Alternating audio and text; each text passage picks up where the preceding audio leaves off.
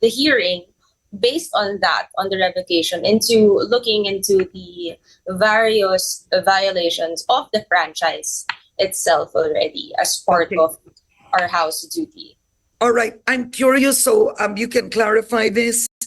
Did you author the suspension of the SMNI franchise?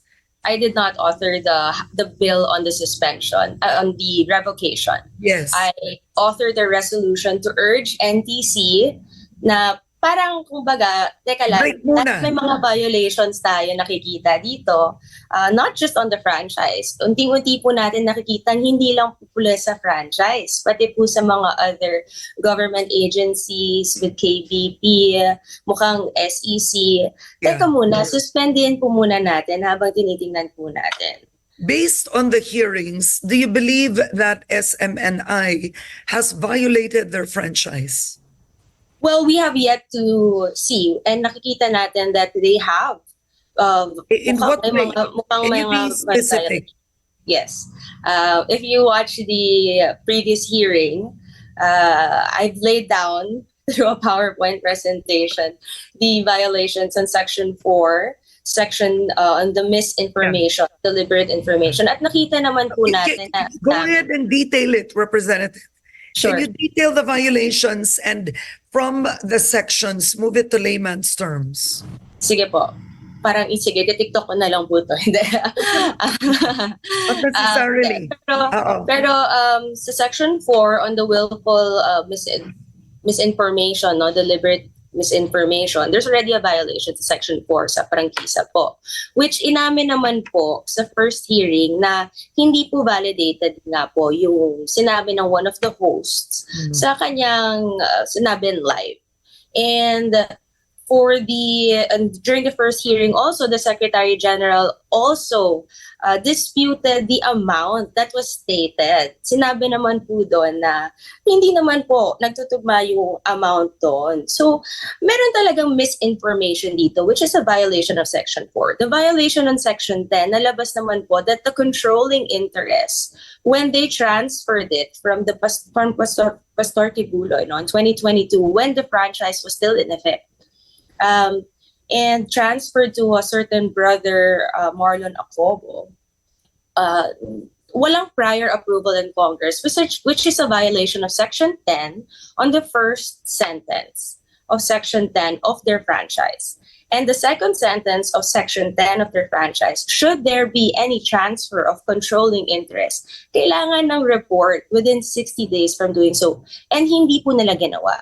Section 11 naman po, after 29 years of existence po, they did not do the requirement on the dispersal of ownership, meaning hindi sila gumawa ng public offering. What they reported was they did this through a cooperative, which is not even mentioned in their franchise. And they just reported it to Congress. And I emphasize, hindi nga lang po report or even asking Congress na sinasabi po during the hearing, they were waiting for a reply from Congress if they could do that. Which that report did not have a question, waiting for a reply from Congress. At the same time, the last sentence of that report was they already implemented that. And even so, nasabihin po na wala pong timeline.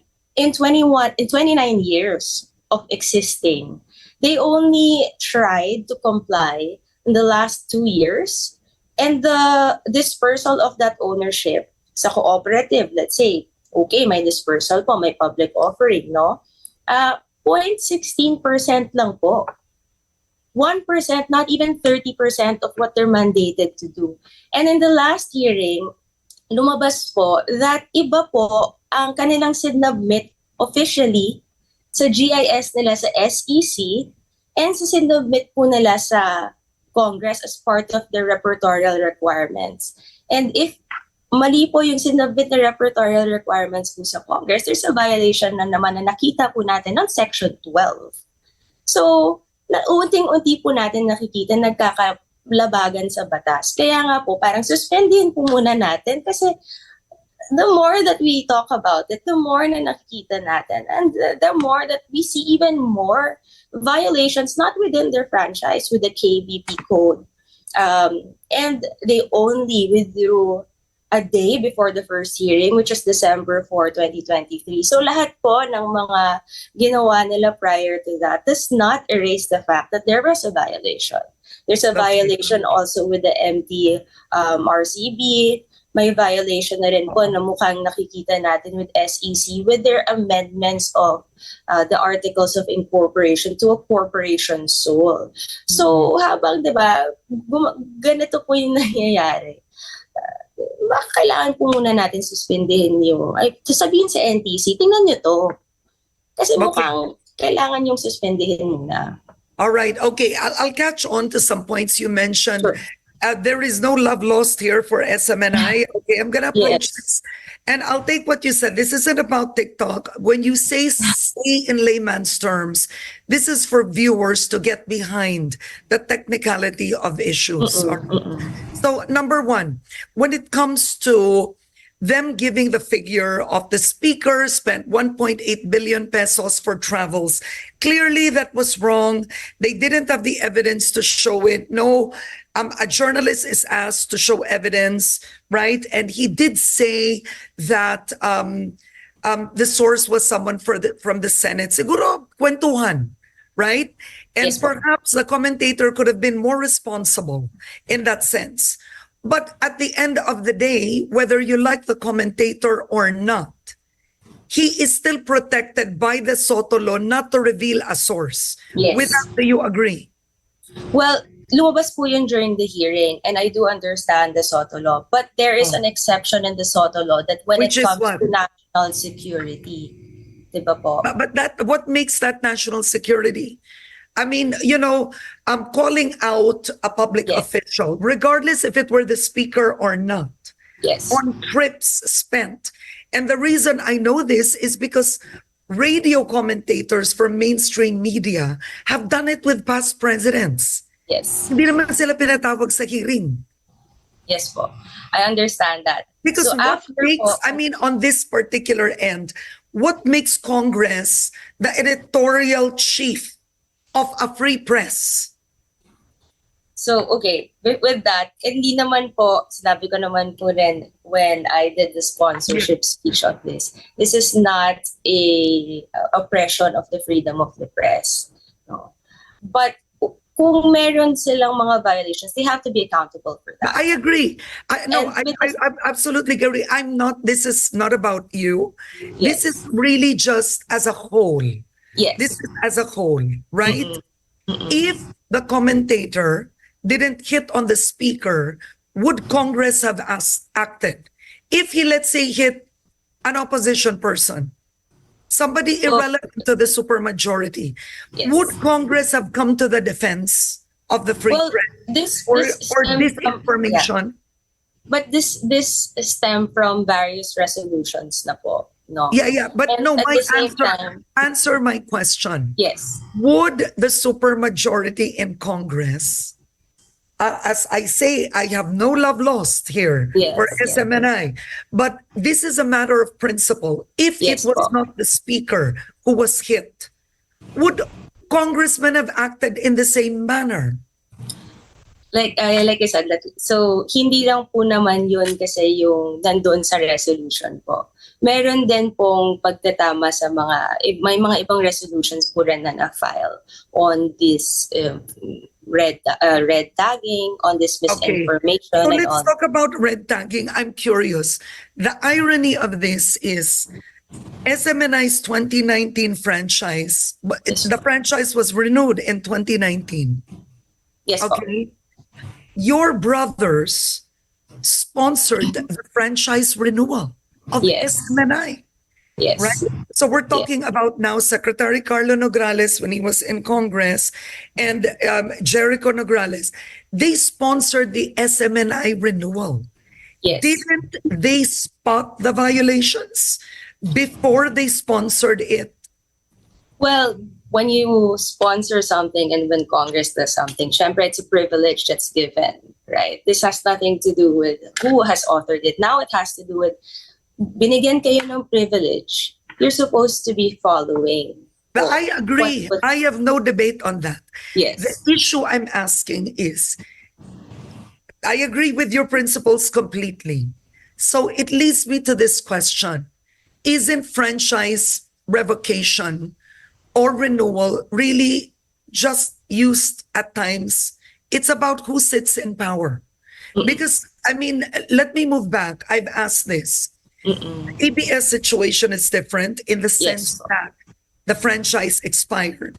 But that's a mainstream media network that it could have been renewed. But the powers at be didn't want. So ang tanong ko nga ito, if these violations have been going on, weren't these spotted by the very congressmen, one, two, your brothers, and the other colleagues you work with today? Yes. Did they spot this? In other during words, that time, the violations were going on, and let's just renew them anyway. well, I cannot speak on behalf of the past Congress po. What we're looking into now is that there are violations that's happening. And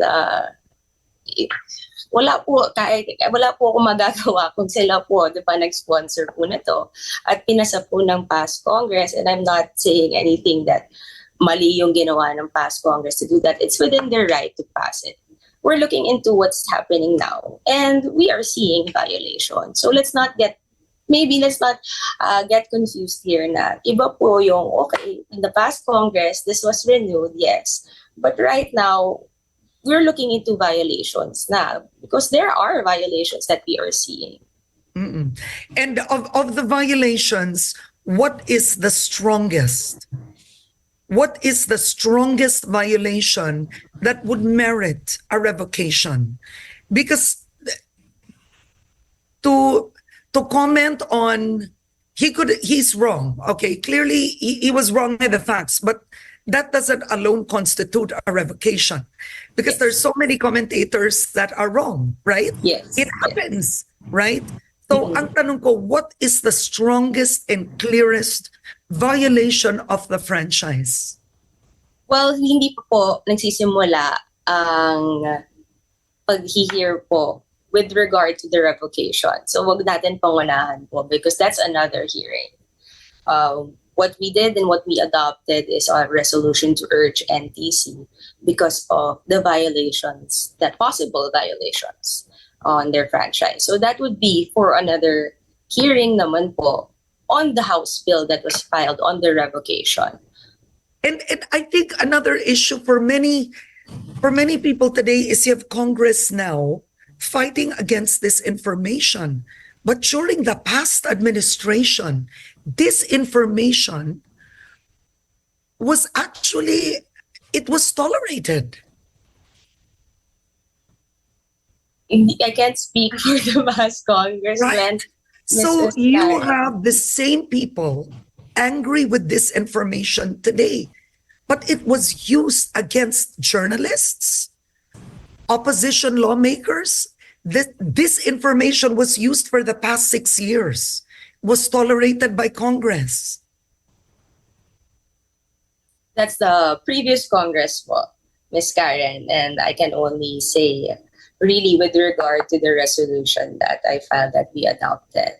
As per that, I cannot really speak on behalf of the other congressmen and the past Congress po as much as wala po talaga. Hindi po ako abogado po nila. And I'm only just one vote in Congress. And simply, dito lang po tayo sa resolution ko. You know, even with a heavy heart at taga Davao din naman po ako na yun yung lumalabas. I cannot be silent naman po kung may nakikita tayo mga violations. Kaya nga po, suspendin po muna natin, which is within the power of NTC at wala po kami magagawa dyan. As regard to the revocation, we have yet to see what will transpire in the hearings to come regarding that. All right.